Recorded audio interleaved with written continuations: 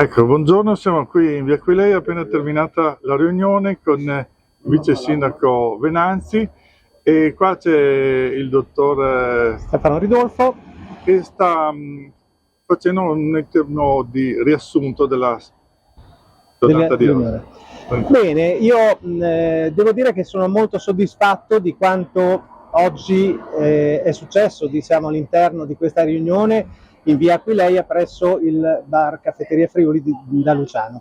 La riunione ha portato a conoscenza del sindaco di quelle che sono le idee praticamente che la nostra via ha sviluppato a seguito di un questionario sul quale abbiamo verificato quali siano i punti che sono più importanti per i commercianti della via e chiaramente con attenzione anche ai residenti. In particolare abbiamo verificato che è fondamentale la presenza di maggiore numero di parcheggi, è fondamentale avere chiaramente la via ospitale, per cui addobbata in maniera migliore rispetto a quella attuale con maggiore illuminazione, che ci sia una maggiore partecipazione a degli eventi pubblici da poter appunto immaginare in futuro che attirino persone nella via. Abbiamo trovato grande disponibilità da parte del vice sindaco Alessandro Venanzi, del dottor Kaufing, che in qualche modo sono disponibili ad accettare delle nostre idee e che nei prossimi giorni trasmetteremo. Ecco, possiamo anticipare magari qualche novità riguardo alla via, tipo, non so, l'autobus o quant'altro? Sì, certo, molto importante per la nostra via, ma anche altre vie del centro, la presenza dei mezzi pubblici e in particolare la presenza della linea 1 che verrà ripristinata, quindi il doppio senso di circolazione in via Aquileia. Abbiamo valutato che anche in passato l'autobus che andava verso il centro era quello più frequentato e quello che portava un maggior numero di persone. Altra questione è se per cambiare il sistema dei parcheggi, portarli a spine di pesce rispetto a questi qua. Ci sono state molte opinioni, ma non si è ancora deciso niente. Allora, nel sondaggio che abbiamo fatto abbiamo riscontrato che i commercianti della via di Udine sono positivi eventualmente all'aumento dei parcheggi e in questo caso l'unica soluzione è quella della spina di pesce.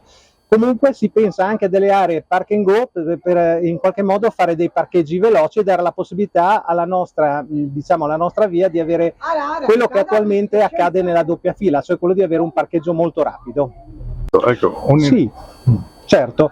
Una delle difficoltà di via Aquileia è quella che nella prima parte c'è un numero di attività molto minore di quello della seconda parte e attualmente c'è una struttura molto bella, molto importante che non viene utilizzata e sta andando un po' in decadenza. La proposta da parte del borgo di Aquileia appunto è stato quello di portare degli uffici pubblici e sembra che la giunta comunale si sia già attivata in questo senso, per cui dovremmo vedere rivivere uno spazio fantastico come quello del circolo ufficiali.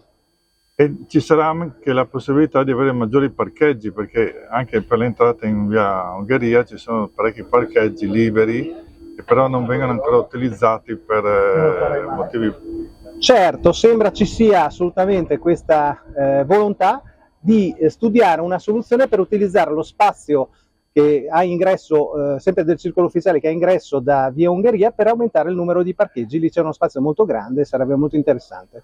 Allora, come siamo quindi con la riunione di oggi? Possiamo dire qualcosa? Certo, è interessante il fatto che questa riunione ha dato una svolta rispetto alle riunioni precedenti dove si sono valutati soprattutto le problematiche, ma la riunione è stata molto positiva, molto propositiva e il lavoro dei prossimi giorni sarà proprio quello con i commercianti di svolgere un'attività di creazione di proposte sia per eventi sia intendo dire per miglioramento della via che sottoporremo alla giunta comunale.